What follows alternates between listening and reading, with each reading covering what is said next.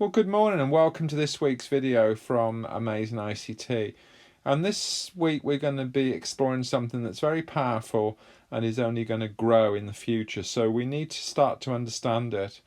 So it's called machine learning. And just as I might learn something like the difference between a square and a triangle, machines can learn things. So I'm going to show you a couple of examples. So this is my iPad that I've taken lots of pictures on. And if I type in bike, B-I-K-E, and just press enter, you can see 7 images come up. Now I want you to think about how those might be recognized. Well, it looks to me it's as if it's got something to do with perhaps either a helmet or a wheel. And what's really interesting is this one here has brought up a wheelchair. So it looks as if the computer, once you search for bike, goes through all the photos, and there's about 1,000 photos on here, and looks for different things. Now this one's interesting here because you can't actually see the wheels very well, so it might be something to do with the helmet or the handlebars. So machine learning. So let's just close that and go to a different page. So this is something that you might like to do with the students, and it's called Experiments with Google. And there's some videos that talk about machine learning. And some people also link it to something called AI, artificial intelligence. So the reason it's called artificial is it's because it's not in a human being or an animal. It's created on a machine.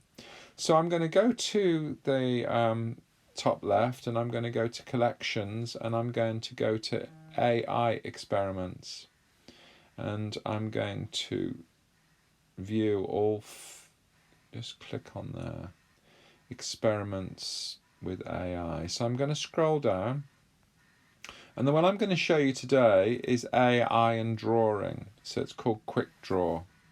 Now this is all free.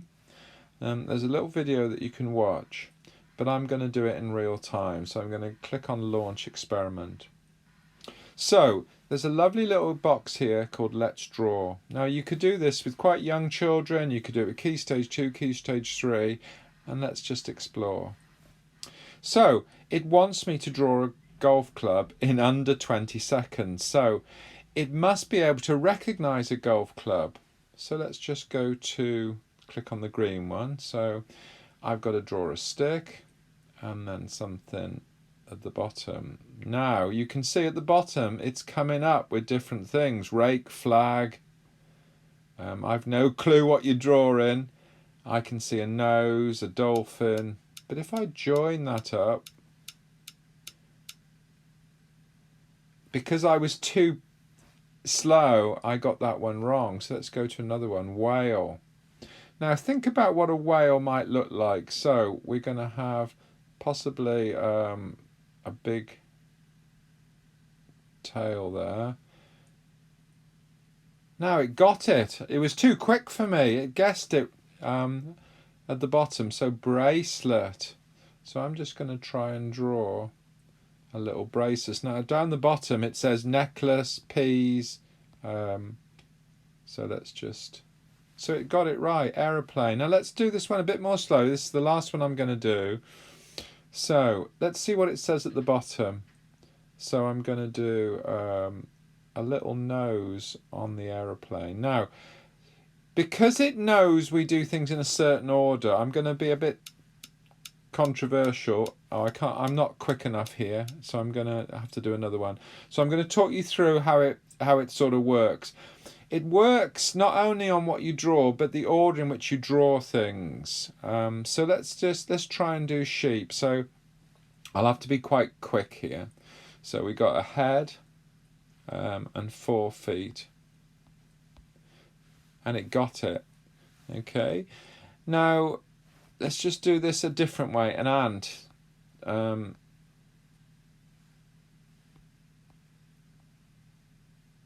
Now you could argue I only did three legs, so it hasn't got that many. It hasn't got that many animals in there.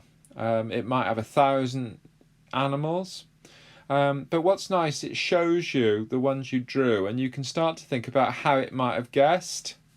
So the first one, golf club, I wasn't quick enough. Whale. Now, you could argue that you can tell there's not that many objects in there because that could have been another animal. It could have been a dolphin, for example. But let's just go on to the data section because this is interesting. If you click on data, this is all the objects that are in the database. Okay, so these are the objects it's been programmed to recognize. So if we just click on, say, let's just click on bike because we're talking about bike. This is actually motorbike. So these are the 148,000 people or objects that have been drawn by people. Okay.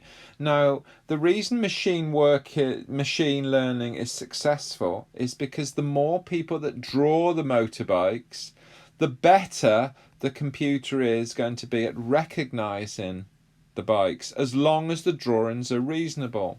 So if you look at this one there, there's just 2 wheels, so that's not going to help much. Whereas this drawing here would really help the computer to learn what a motorbike looks like. So thanks for joining me today. So it was experiments with Google and quick draw with Google as well.